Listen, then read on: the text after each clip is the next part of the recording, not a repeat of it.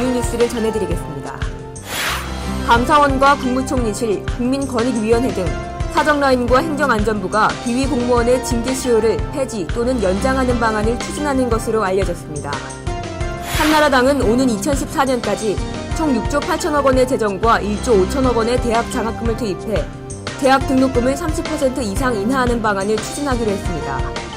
국회 농림수산식품위원회는 어제 전체 회의를 열어 자유무역협정 체결에 따른 농어업인 등의 지원에 관한 특별법 개정안을 의결했습니다.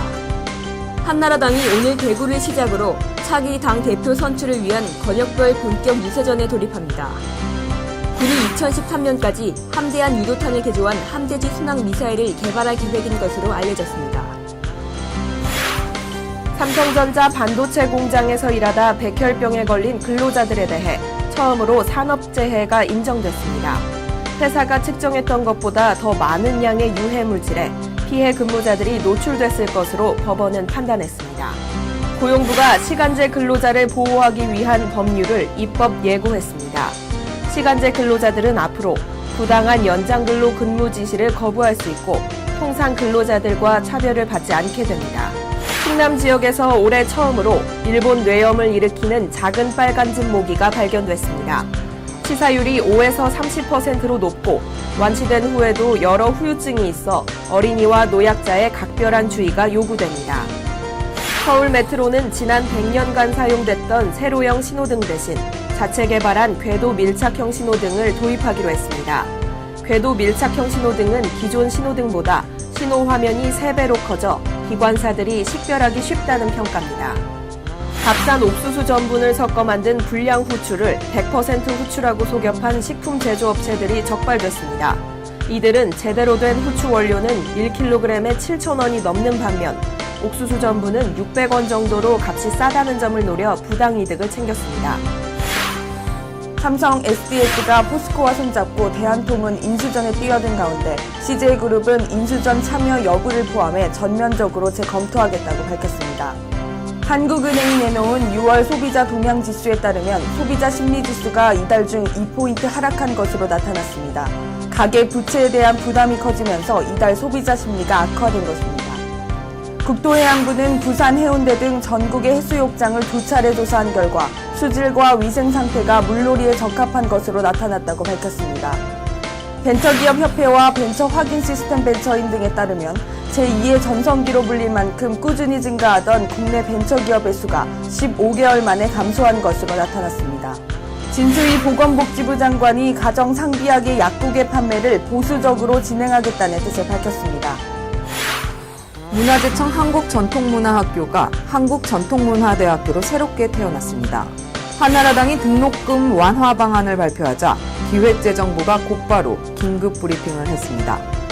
여성가족부는 한국척수장애인협회와 함께 2011년도 여성단체 공동협력사업으로 여성척수장애인 재활 프로그램인 통통아카데미를 실시합니다.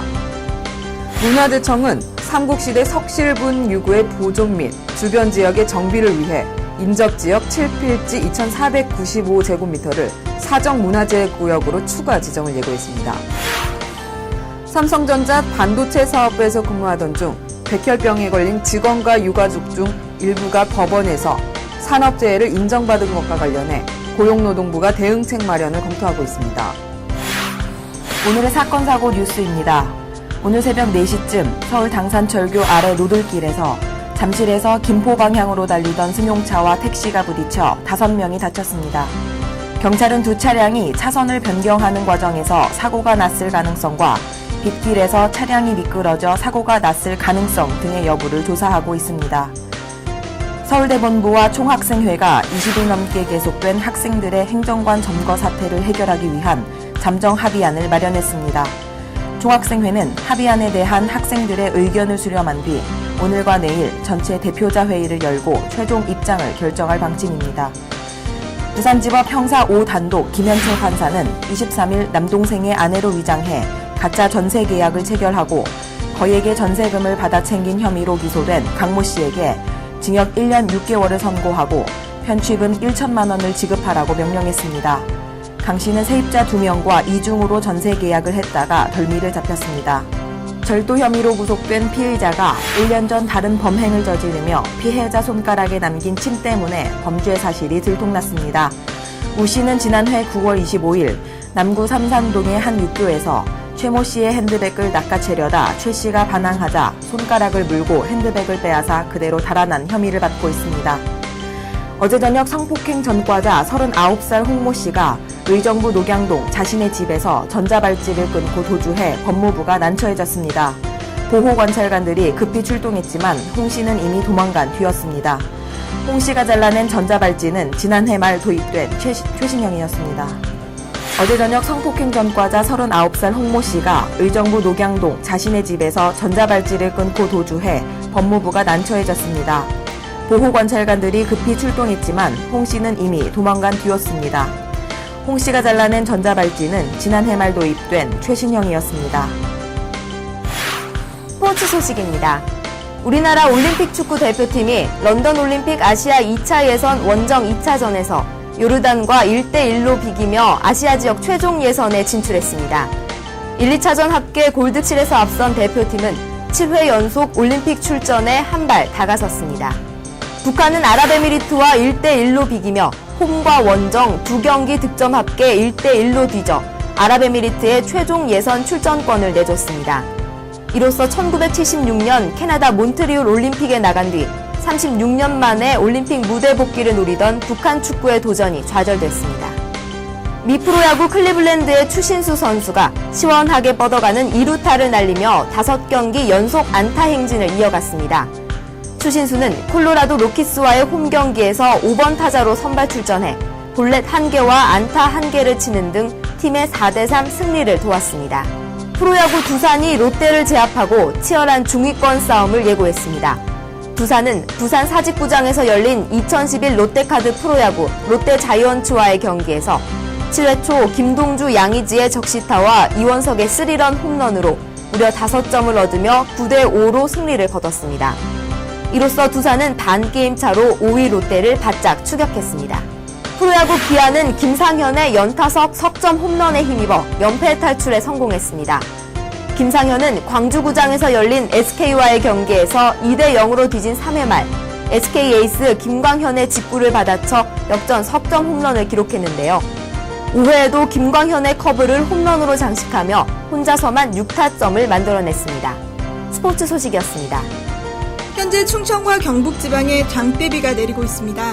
그 밖에 서울과 경기 지역에도 비가 내리고 있는데요. 중북부 지방의 비는 낮 동안 소강 상태를 보이다가 밤에 장마전선이 북상하면서 다시 비가 시작되겠습니다.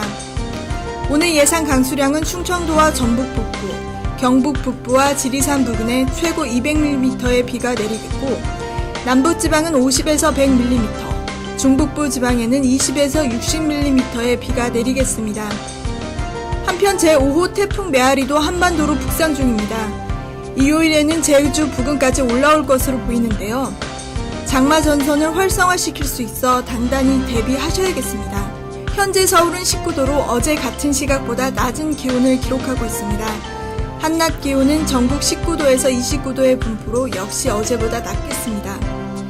바다의 물결은 동해와 남해 먼 바다에서 최고 4m까지 높게 일겠고 짙은 안개와 천둥, 번개가 치는 곳이 많겠습니다. 이 비는 다음 주 수요일까지 이어지겠고 일요일과 월요일에는 태풍의 영향을 받겠습니다. KNC 오늘의 날씨 김유미였습니다.